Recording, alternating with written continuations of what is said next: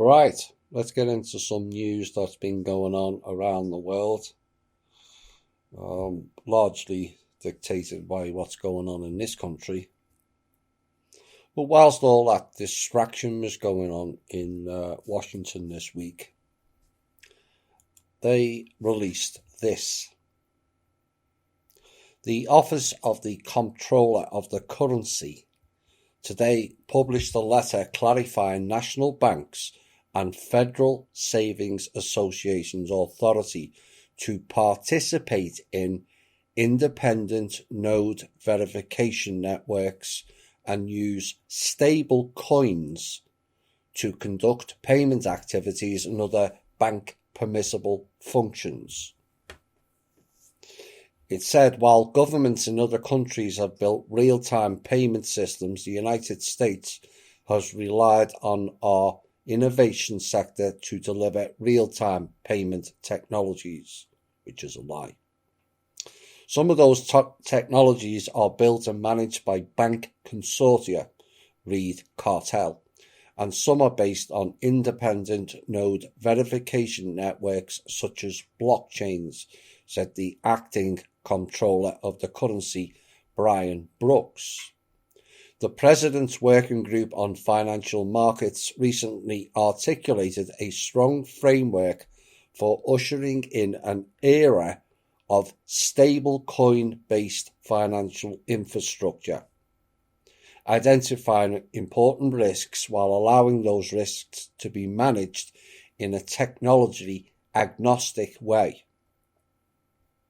Our letter removes any legal uncertainty about the authority of banks to connect to blockchains as validator nodes and thereby transact stablecoin payments on behalf of customers who are increasingly demanding the speed, efficiency, interoperability and low costs associated with these products. That's the seducement. It's a lie. The OCC just told US banks that they must treat permissionless open source blockchains like Bitcoin and Ethereum the same way they treat SWIFT, ACH and Fedwire. And then we have FinCEN.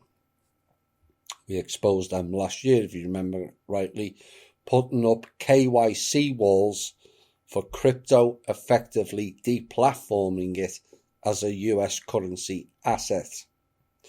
And Square's letter to FinCEN, for example, under this proposal, if a Square customer's mother's gifts her daughter $4,000 in physical cash, and the daughter deposits those funds in a bank, the bank would have no obligation to collect information on the customer's mother. Why? Under the new proposal, if this same transaction were completed in cryptocurrency, the bank would have to reach beyond its customer relationship and intrude upon the mother's private information in order for the daughter to successfully deposit and freely access her gift. Really? It seems they're pushing on whilst all the distractions are ongoing. And I believe the lockdowns allows them to do the background work. This is what they're doing. And the question you are all asking is, what is the trustee doing to prevent this? If crypto is the new currency, the old paper assets are eventually deemed worthless. And as the Guardian, she needs to address this matter with urgency.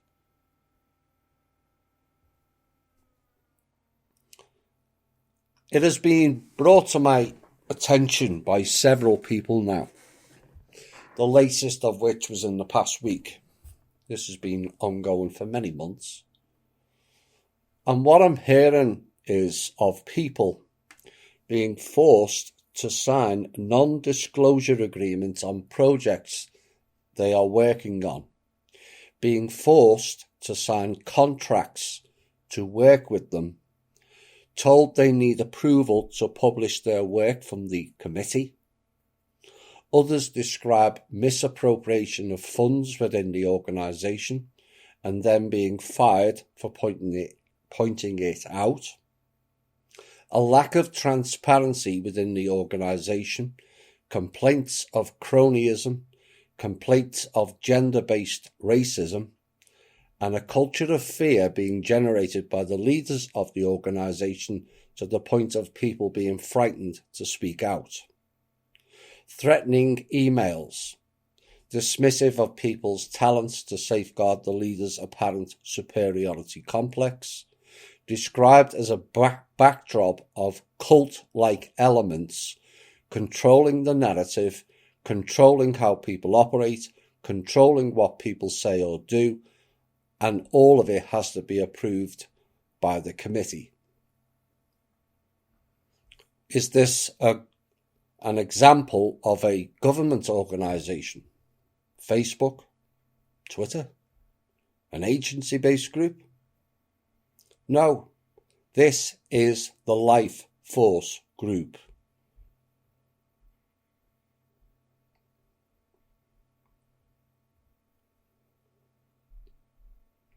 One member who had a YouTube site and posted the Life Force Speak project clips on his site was told he didn't have permission to post them and needed approval. He asked them for approval and was denied the right to promote Life Force by Kim and Tank. Why? Because that member posts THI shows and clips on his same site. That was just one person.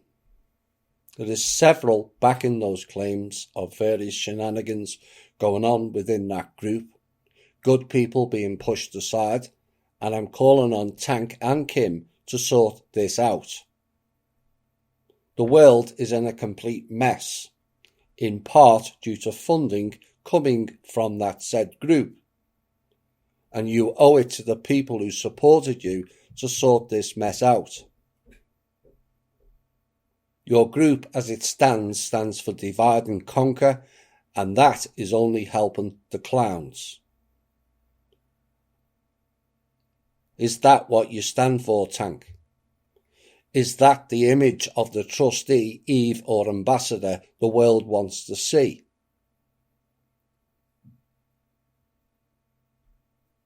Fairly extraordinary antics are not how we the people will evolve or develop a unity of coming together. And people don't need me to point out their path is one doomed to failure. Why? Because they're operating in the old system way. Divide and conquer, hierarchy and control. These are all their own members' words, not mine. This came from their own members. For me, it's painful to hear about it, but it was not unexpected as the path chosen was laced with bitterness, angst, destroying, not building, and a leadership who will not accept any responsibility for their actions.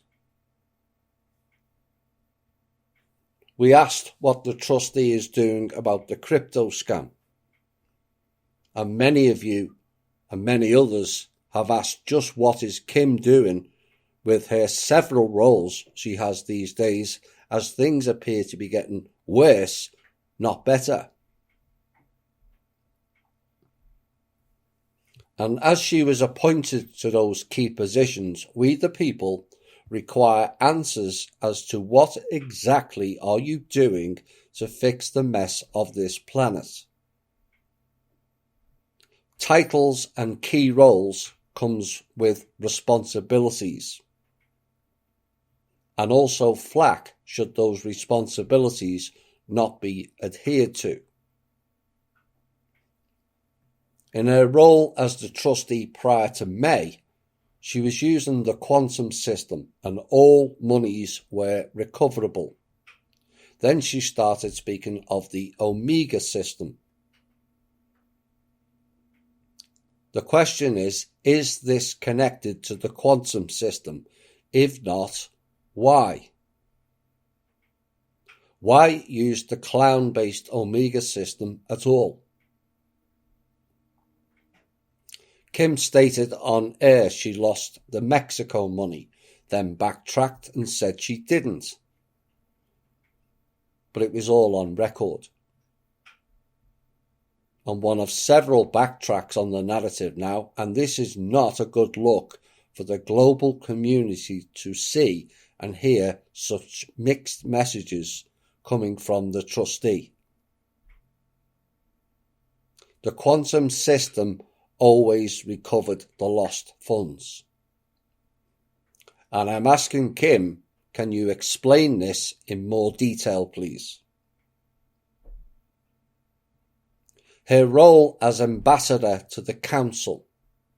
There are things and evidence here of off-world interference still. Can she please inform us on her next show what is actually being done to stop that? The rise of AI on this planet is not a public free will choice. What protection are you and the council doing to stop this techno world invasion on the public?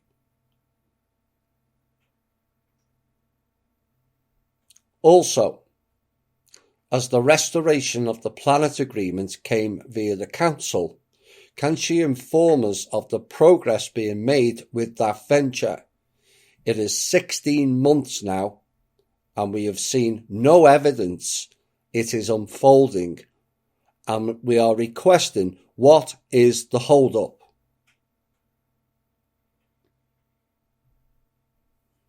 Her role as ground commander for all the elite families and dragon groups is now 4 to 5 months down the line. Can she inform us as to the progress on that also? As like the restoration, it appears to have stalled at best, gotten 10 times worse in overview. With all the Black Sun leaders dead, as she stated, can she explain where Trump sits now? And what is happening with the Black Sun? And why BlackRock, a subsidiary of the Black Sun, is doing rogue banking transactions under her watch.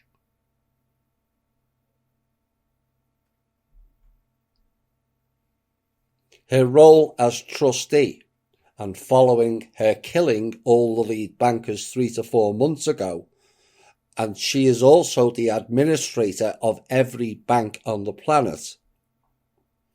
Can she inform us of why there is no public transfers yet? Because everyone was taken out of the way. With all the leading bankers now dead, again, this appears to have stalled with no forthcoming information.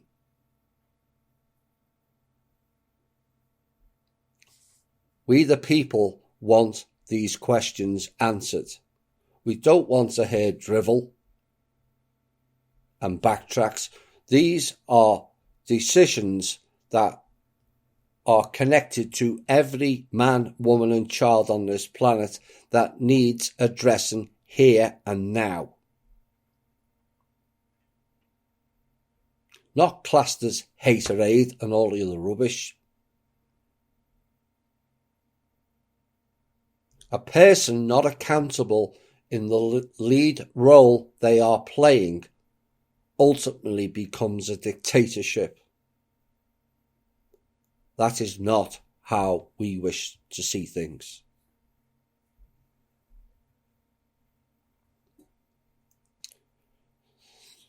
Unbelievable. Literally unbelievable. And we have one member calling me out this week for something I had no involvement in. There you go. Signing non-disclosure agreements and contracts for an alt media group. Dear me.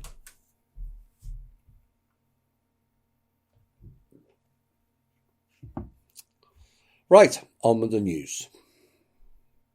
US President-elect Joe Biden has accused the US Defense Department of irresponsibility for failing to give his team the information it needs for the transition of power. And he said his team has encountered obstruction from the political leadership, and also claimed that agencies critical to US security had suffered enormous damage under Donald Trump. Really? And a Pentagon spokesman said it had been completely transparent. Perhaps Mr. Biden couldn't see that because his implant in his eye doesn't work too well. Mr. Biden allegedly takes office on January 20th, and Trump is still refusing to concede. Now, for weeks after the November 3rd election, Biden was blocked from receiving any key intelligence briefings, which is an essential and normally routine part of a presidential transition. But after Mr. Trump finally agreed to allow the formal transition process last month, Biden praised the White House for its help in the process. But now his tone has changed as of Monday. Biden spoke through a computer-generated machine after a briefing by national security and foreign policy aides. Yes, you heard that right. In a speech which he posted on Twitter, Biden said his team was facing roadblocks, yes, courtesy of Apple Maps, in the Defense Department and the Office of Management and Budget. Right now, we aren't getting all the information that we need from the outgoing administration in key national security areas, he said. And he said it's nothing short, in my view, of irresponsibility. A bit like your son, then. And the president-elect added that his team needed a clear picture of our force posture around the world. Force posture? Really? And that US adversaries could exploit any confusion that resulted. Oh, those nasty Russians and Iranians and Chinese again. Oh dear. What this is a classic example of faction fighting, in my opinion.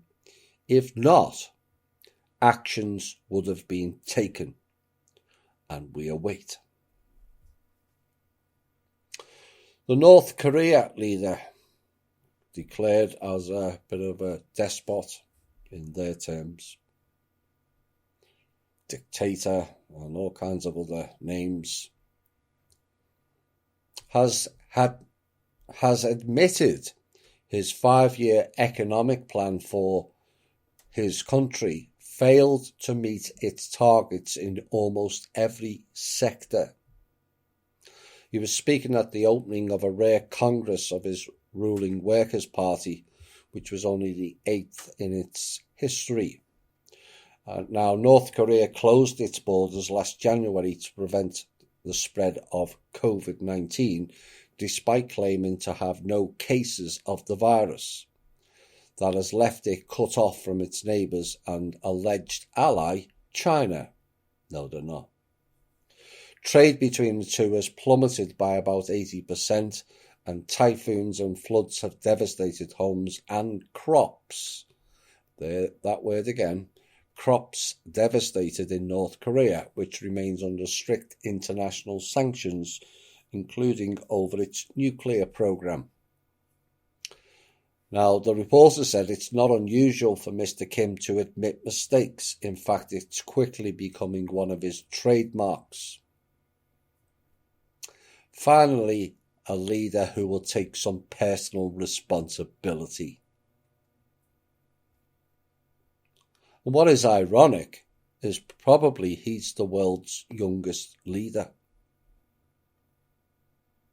Could be wrong on that, but he won't be far off.